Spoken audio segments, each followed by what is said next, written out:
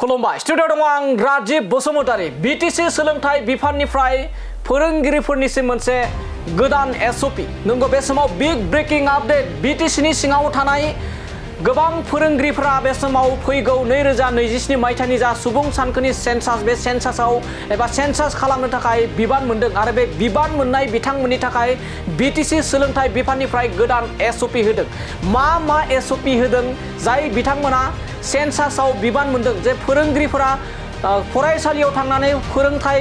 मावबादा खालामनो हायालासिनो एबा खालामालासिनो गुबुन खामानियाव बिबान मोननाय बिथांमोननि थाखाय बिटिसि सोलोंथाइ बिफाननिफ्राय माखासे माने गोनांथिथार एसओपि फोसावदों आरो बे एसओपि फोसावनायानो जाहैबाय जाय बिथांमोना सेन्सासाव बिबान मोनदों सेन्सासजों लोगोसे गुबुनफोराव गुबुन सोलोंथाइनि अनगायै गुबुन खामानियाव बिबान मोनदों बिथांमोना बै बिबान मोननाय बिथांमोना फोरोंनायनि अनगायै गुबुन खामानियाव बिबान मोननाय फोरोंगिरिफ्रा 7:30 रिंगानिफ्राय 12 बाजिसिम फोरोंनांगोन फरायसालियाव आरो गुबुन खामानि मावनो बिबान मोनो थामहिनबा जाय बिथांमोना सेन्सासाव बिबान मोनाखै बिथांमोना फोरोंगिरिफ्रा 12 बाजि रिंगानिफ्राय फिन आरोबाव बिथांमोना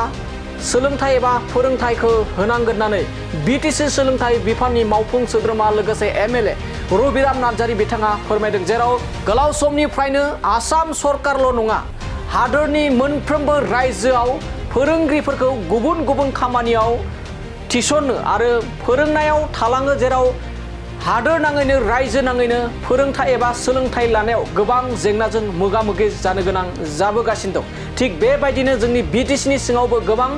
एलपि एबा गुदि फरायसालिनिफ्राय लानानै कलेज लेभेलसिम फोरोंगिरिफोरा बे समाव सेन्सासाव मुखुब जादों जेराव क्लास लानायाव गोबां जेंनाजों मोगा-मोगि जादों फरायसाफोरा बे समाव सोलोंथाइ लानायाव गोबां जेंनाजों मोगा-मोगि जानायखौ नोजोर होनानै बिटिसि सोलोंथाइ बिफाननिफ्राय एसओपि दिहुनदों जाय बिथांमोना सेन्सासाव बिबान मोनदों बिथांमोना 7:30 रिंगानिफ्रायनो क्लास खालामनांगोन फोरोंगिरिफोरा फरायसालिफोराव आरो जाय बिथांमोना सेन्सासाव बिबान मोनाखै बिथांमोना 12 बाजि रिंगानिफ्रायनो फरायसालियाव थांनानै फोरोंथाइ होनांगोन फरायसाफोरनो होननानै बे समाव बिटिसि सोलोंथाइ बिफाननि मावफुं सोद्रोमा रबिराम नार्जारी बिथाङा फोरमायो হয় এইটো আমিও লক্ষ্য কৰি আছোঁ অকল আমাৰ বিটিসি অঞ্চলৰ শিক্ষা অনুষ্ঠানবিলাকৰ নহয় বিটিসি অঞ্চলৰ শিক্ষকসকলক যেনেকুৱা ধৰণৰ এংগেজ কৰিছে আজি সেন্সাছৰ কামত ঠিক তেনেদৰে গোটেই অসমতেই এটা আমাৰ শিক্ষকসকলক মানে নিয়োগ কৰাটো দেখিবলৈ পাইছোঁ আজি অকল সেন্সাছ নহয় শিক্ষকসকলক আজি আপোনালোকে ছবি গমে পায় যে তেখেতসকলক যেতিয়াই ৰাষ্ট্ৰৰ কাৰণে বা ৰাজ্যৰ কাৰণে বৃহত্তৰ স্বাৰ্থৰ কাৰণে কাম কৰিবলৈ গভৰ্ণমেণ্টৰ ফালৰ পৰা পদক্ষেপ লোৱা হয় শিক্ষকসকলক বেছিকৈ তেওঁলোকে সদায় ব্যৱহাৰ কৰি আহিছে আজি সেইটো আমাৰ এটা ৰাষ্ট্ৰীয় স্বাৰ্থ জড়িত কামৰ কাৰণে সেন্সাছৰ যিটো কাম চলিছে আৰু এই সেন্সাছত মেন পাৱাৰ হিচাপে আজি মাষ্টাৰসকলক বেছিকৈ টাৰ্গেট কৰি পেলাই এংগেজ কৰাটো সঁচা কথা সেইটো আমাৰ পাঠদান কৰাৰ বেলেগত যথেষ্ট ব্যাঘাত মানে সৃষ্টি নকৰা নহয় কৰিছে আৰু সেইখিনি লৈ পেলাই আমি এটা এসঅপি ইতিমধ্যে বিটিসি গভৰ্ণমেণ্টৰ ফালৰ পৰাও হেৰি কৰিছোঁ মানে বনাইছোঁ আৰু ডাইৰেক্টৰ মহোদয়ৰ পৰা এটা অৰ্ডাৰো জাৰি কৰা হ'ল যে যিসকল সেন্সাছত গৈছে সেন্সাছৰ কামত যাব তেখেতসকলক কলেজৰে হওক বা হাইস্কুলৰে বা এলপি স্কুলৰে হওক শিক্ষকসকলক সেন্সাছৰ কামত নিয়োগ কৰাবিলাকক